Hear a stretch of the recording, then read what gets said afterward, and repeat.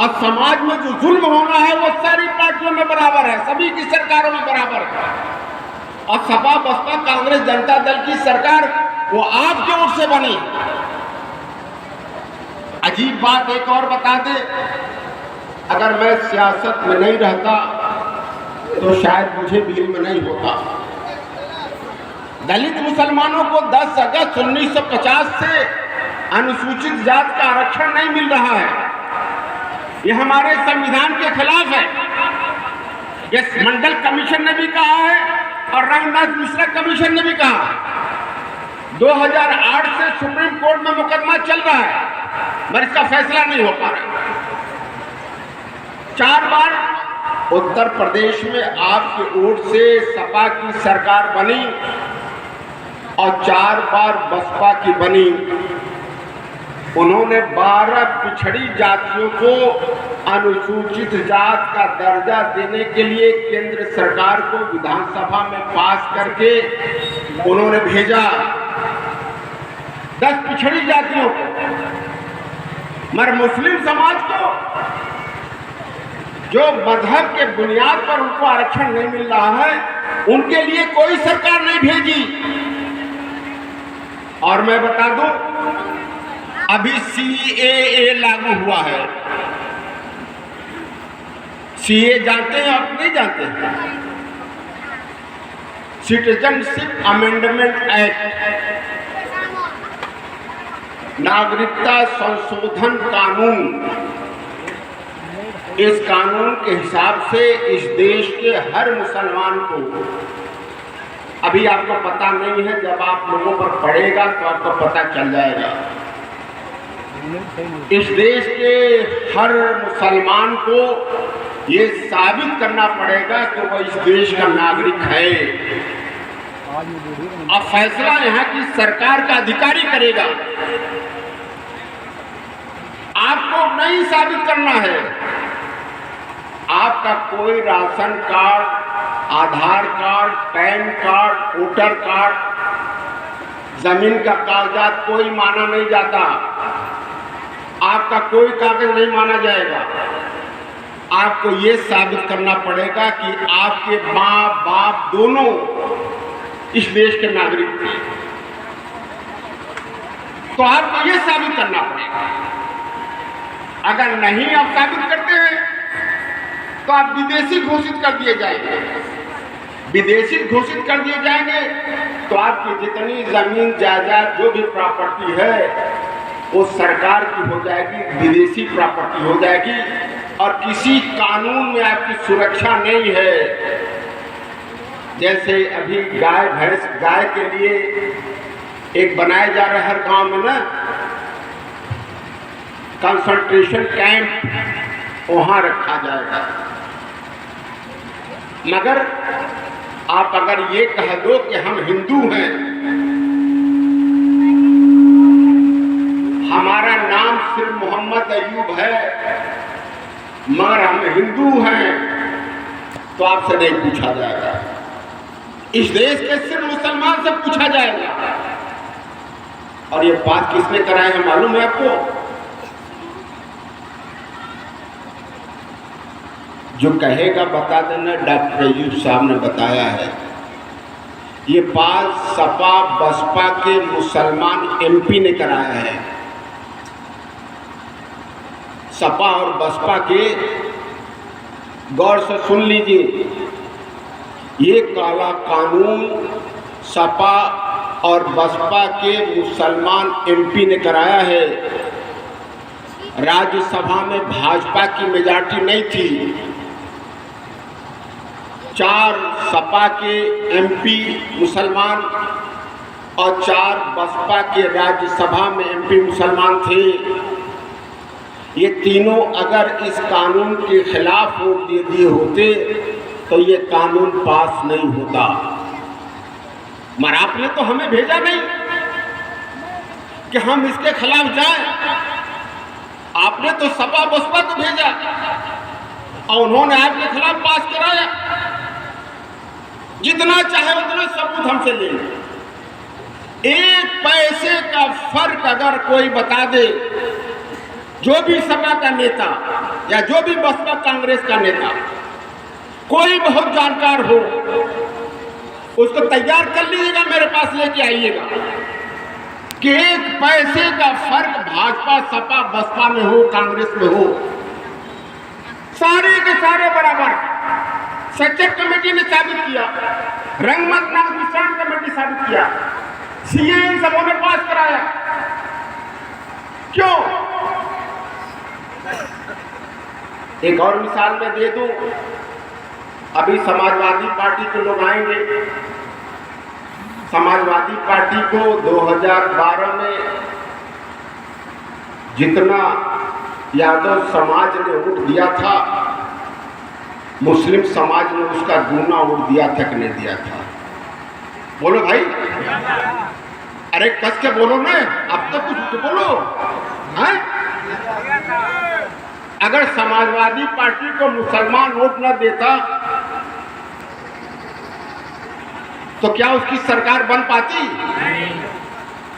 अरे बोलो कस के भाई, नहीं बन पाती ना। दो काम किया समाजवादी पार्टी सरकार। मैं भी 2012 से लेकर 17 तक विधायक था।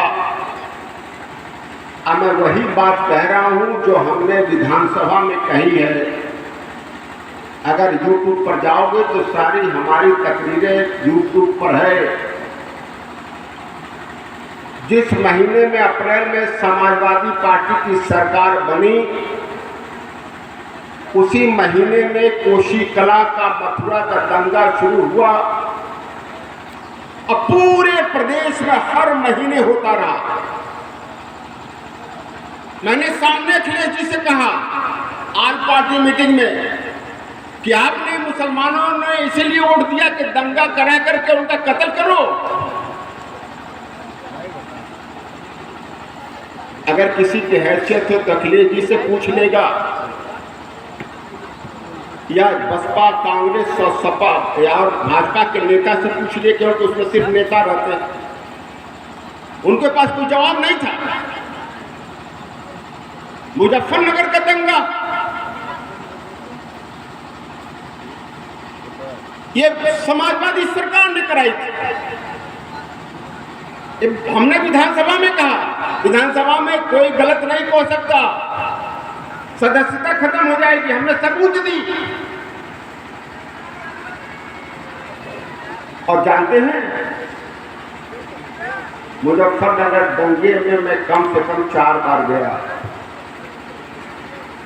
अखिलेश जी एक बार भी नहीं गए। और मैं 1 लाख रुपए उनकी मदद के लिए उन्होंने खर्च किया।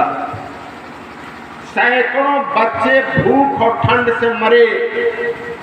50,000 से ज्यादा लोग अपना घर छोड़ के डर से कैंप में रहे, मगर उनके लिए कोई मदद नहीं।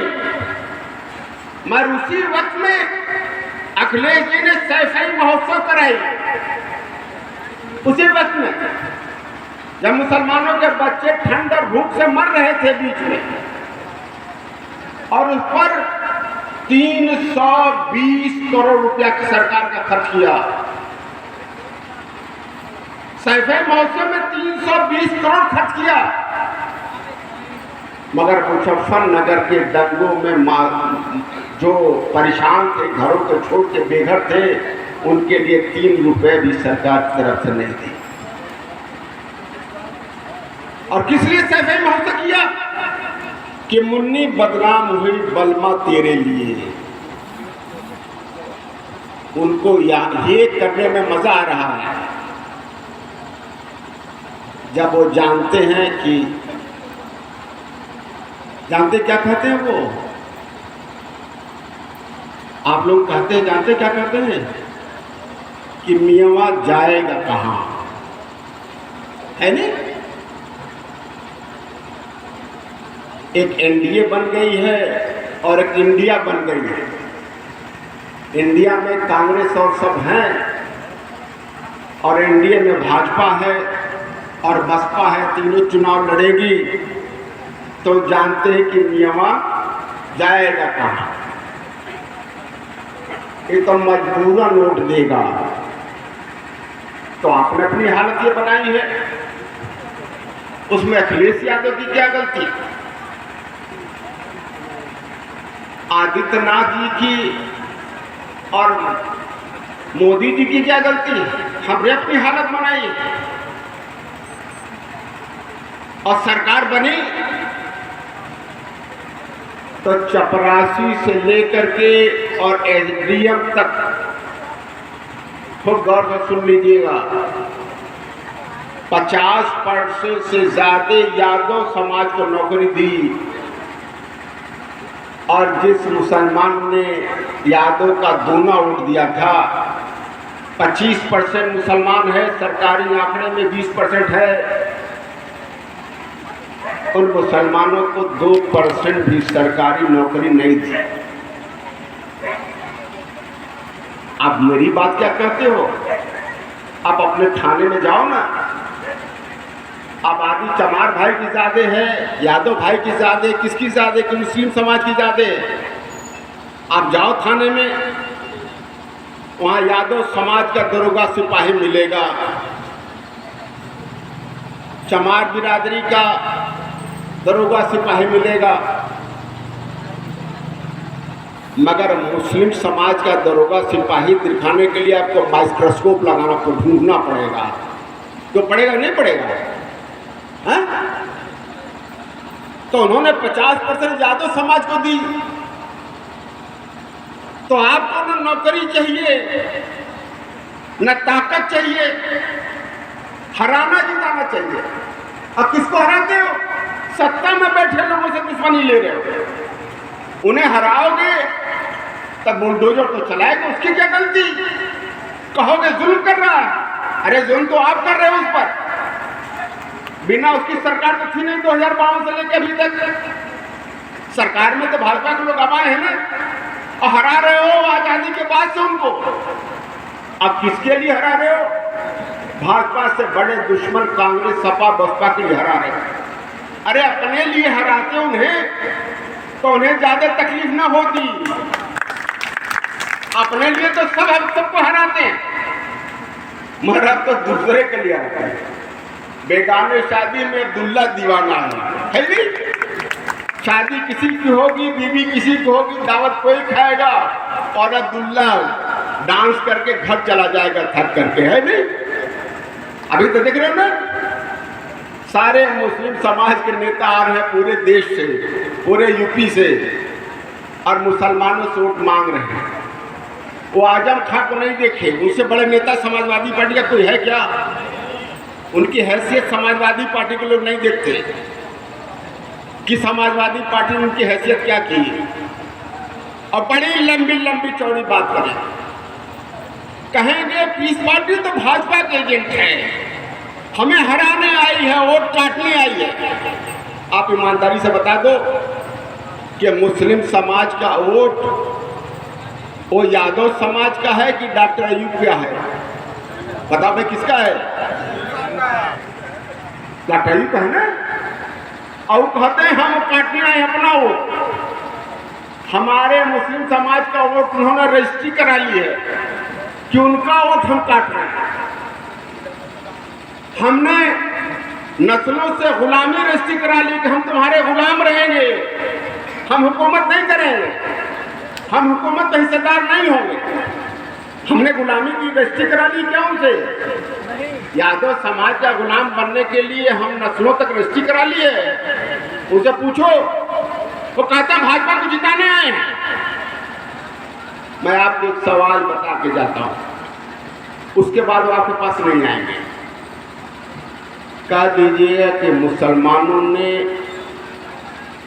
यहाँ के मुसलमानों ने यह फैसला कर लिया है कि हम सपा बसपा कांग्रेस की गुलामी नहीं करेंगे, हमको हिस्सेदारी चाहिए। अब सपा के लिए हम बिल्कुल काम करेंगे, हम भी भाजपा को हराएंगे। सब भाजपा को हराते हैं, कांग्रेस भाजपा को हरा रही है, सपा हरा रही है, आरएलडी हरा रही है, सब भाजपा को हरा रही है, हम भी हराएंगे। मगर सबको हिस्सेदारी मिली है, हमें भी हिस्सेदारी दे दो, हम भी हराएंगे। क्यों भाई, गलत से कह रहे हो क्या? हिस्सेदारी नहीं चाहिए? हाँ, उनसे कहो ना कि हिस्सेदार हमें भी बनाओ, हम भी हराएंगे। सपा भी गुलाम बनाना चाहती है, कांग्रेस भी गुलाम बनाना चाहती है, भाजपा भी गुलाम बनाना चाहती है, बसपा भी गुलाम बनाना चाहती है। अरे वो तो और है वो, अब तो निषाद पार्टी और राजभर की पार्टी भी मुसलमानों को गुलाम बनाना चाहती है कि नहीं? गलत कह रहा हूं? जिनकी आबादी आधी % हो, वो भी 25% को गुलाम बनाना चाहती है, क्योंकि जानते हैं कि मुसलमान तो 100 साल से गुलाम बनने के लिए जिहाद कर रहा है नहीं? वो जानते हैं भैया गुलाम बनने के लिए जिहाद कर रहा है। तो आपके जहन को समझ लिया है कि हम हराते जिताते हैं, हमें हिस्सेदारी नहीं चाहिए, हमें तरक्की नहीं चाहिए, हमें हिफाजत नहीं चाहिए। हमारी हिफाजत वो लोग करेंगे जिनकी कोई हैसियत नहीं। इसलिए साथियों, ये मौका है, अगर एक फैसला कर लो आप, अगर यहाँ के 100% में से 80% मुसलमान पीस पार्टी को वोट दे दे, आपके समाज राजभर की पार्टी मान समाज पार्टी भी काम कर रही है, आपके साथ अंबेडकर जन मोर्चा दलित की पार्टी काम कर रही है।